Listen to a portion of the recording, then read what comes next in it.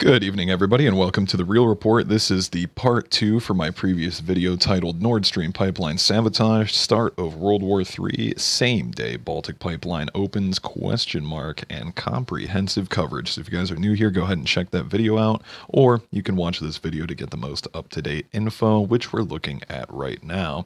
NATO formally blames sabotage for the Nord Stream pipeline damage, as military alliance says it will be prepared to defend its infrastructure from attacks in a ratcheting up of tensions between Russia and the West. If you guys are new, go ahead and hit the subscribe button. Welcome to about 50, 60 new subscribers. Make sure and leave a like and comment any interesting thoughts down below. We had some great commentary on the last few videos, so thank you guys for that. Now, a little bit on Nord Stream 1, how Russia was cutting gas supplies to Europe, a little bit of backstory on the pipeline. Nord Stream 1, Russia's largest gas pipeline to Europe, has been closed indefinitely after a number of leaks were found in it and a parallel pipeline, Nord Stream 2. Nord Stream 1 normally supplies the European Union states with about 35 to 40% of all the gas they import from Russia, which opened in 2011. You can see here on the map Nord Stream pipelines from Russia, right below Finland, and of course we've got Estonia, Latvia, Lithuania, Poland, Germany, Denmark, Sweden, Norway, all along the Baltic Sea. Pipelines over 700 miles long. Now in June it cut deliveries through the pipeline by 75%, so this is what's already been crippling Germany ahead of the winter season. In July, Russia shut it down for 10 days, citing the need for maintenance. When it reopened, the flows were halved. Pipelines were filled with gas at the time, even though no gas was actually flowing out of them. As you can see, everything that was inside is now in the Baltic. Here's an interesting one. No evidence the U.S. was involved in Nord Stream pipeline attack because, well, the Pentagon says so. And I've got a funny one for you. They said, Jennifer Griffin, there is no evidence or indication the U.S. was involved in any way with the Nord Stream 2 pipeline explosions. My question at the Pentagon briefing today, can you rule out that the U.S. was involved? Senior military official said, quote, yeah, we were absolutely not involved. You know what that reminded me of? I really had a light bulb moment here. Listen to this. I want you to listen to me. I'm going to say this again. I did not have sexual relations with that woman, Miss Lewinsky. I never told anybody to lie, not a single time, never. These allegations are false. I'm going to stop the clip there. That, of course, is Bill Clinton from the Presidential Library records on January 26, 1998. It just made me think about that when the military official said, absolutely, we did not. U.S. military officials said we were absolutely not involved, and of course the Russian and European partners spent billions of dollars building that pipeline. Now the Nord Stream, Sweden finds a new leak, a fourth one in the Russian gas pipeline.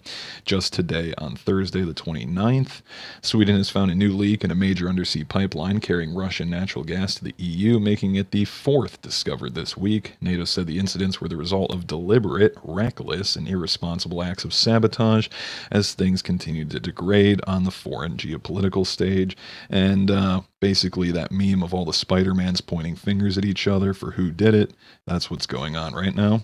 NATO said the incidents were the result, again, of deliberate, reckless, and irresponsible sabotage, as the Russian Foreign Ministry said the blast had occurred in zones controlled by, here's the dinger, American intelligence.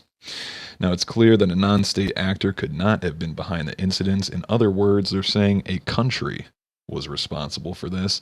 The Swedish Coast Guard said they had found the fourth leak on Nord Stream 2, very close to a larger leak found earlier on Nord Stream 1. I'm going to refer to them as NS1 and NS2 from here on out.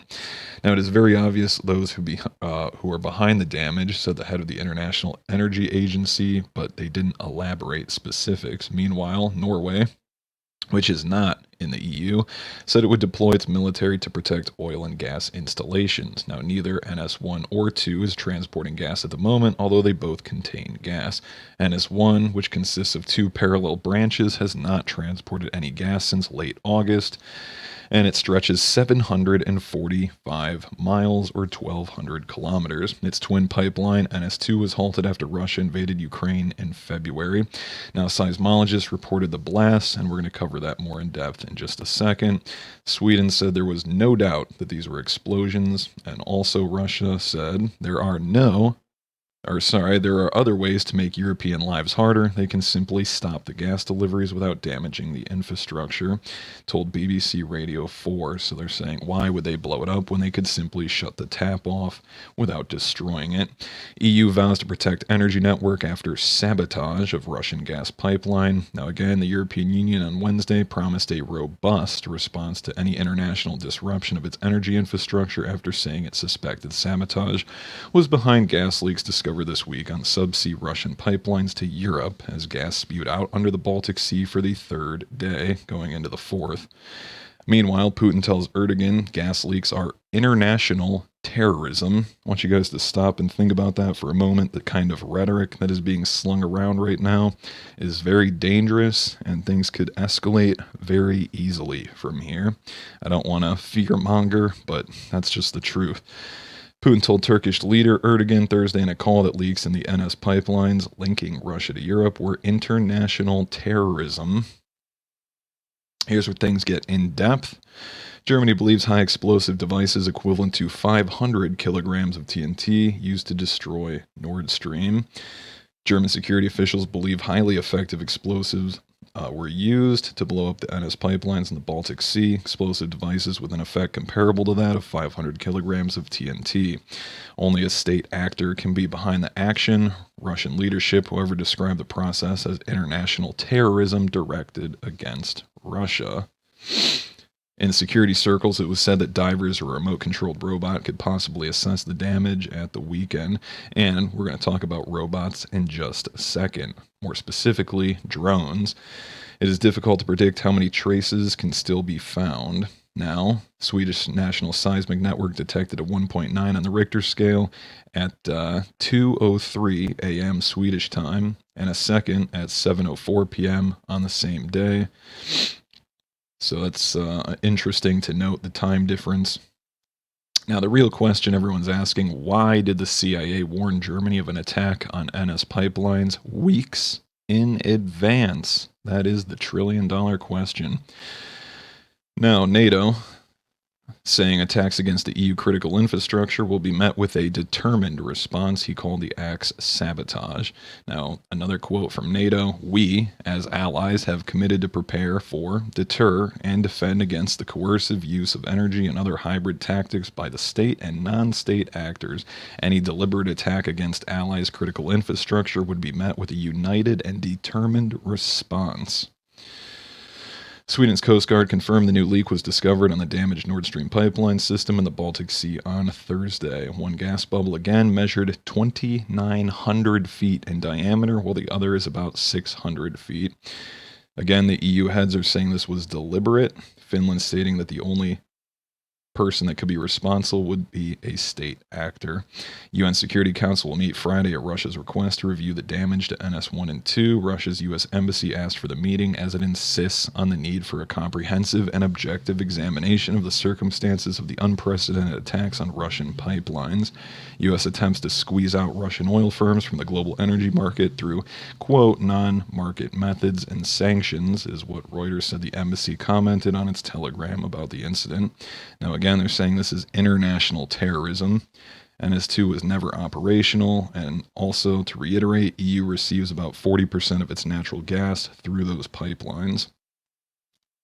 Speaking of robots, drone activity observed near Total offshore installation in North Sea. Total Energy said on Thursday it had observed unauthorized drone activity near one of the offshore oil and gas installations in the North Sea. Denmark has, like other countries in the region, raised its safety level for its power and gas sector. Several countries said 2 Russian pipelines to Europe spewing gas into the Baltic Sea had been attacked. So, again, now they're saying that they were drones. Norway regulator warns on risk of deliberate attacks after drones seen near the oil and gas fields. And again, from Norway on September 26. German gas consumption says it's too high, though. They decided to put that statement out about 10 hours ago from an energy regulator, which is absolutely absurd as they go into winter here in the fall amidst the worst energy crunch ever experienced. But hey, you're just using too much. And listen to this intro from Tucker real quick, and we're going to wrap things up. If you are Vladimir Putin, you would have to be a suicidal moron to blow up your own energy pipelines. That's the one thing you would never do. Natural gas pipelines are the main source of your power and your wealth, and most critically, your leverage over other countries. Europe needs your energy, now more than ever with winter approaching. If you can't deliver that energy, then countries like Germany have no need to pay attention to what you want. You're in the middle of a war, an all-hands-on-deck war, so you need all the leverage you can get. Under these circumstances, there is no chance you would blow up Nord Stream 1 or 2. Not now, obviously. In fact, it's so obvious that even our famously dim Secretary of State, Tony Blinken, seemed to acknowledge it. Sabotaging Nord Stream, he said today, is, quote, clearly in no one's interest. Right, but really only half right. It is true that blowing up Nord Stream does not help Vladimir Putin. He would not do that. Why would he? But that doesn't mean that other countries wouldn't consider doing it. They would consider it, and we know they have considered it because at least one of them has said so in public. In early February, less than 3 weeks before the war in Ukraine began, Joe Biden suggested on camera that he might take out these pipelines. Watch. If Russia invades, that means tanks or troops crossing the border of Ukraine again. Then there will be no longer a Nord Stream 2. We will bring an end to it. How will you do that exactly, since the project and control of the project is within Germany's control? We will, I promise you, we'll be able to do it. So I just wanted to wrap things up and repost that same clip that I showed in the previous video of Biden's major blunder back in February of this year when he commented on, again, the Russian-Ukraine invasion and how if that happens, Nord Stream would no longer be a thing. So if you guys find anything of value, please leave a like, comment down below, and subscribe. I'll see you guys in the next one. Have a good night.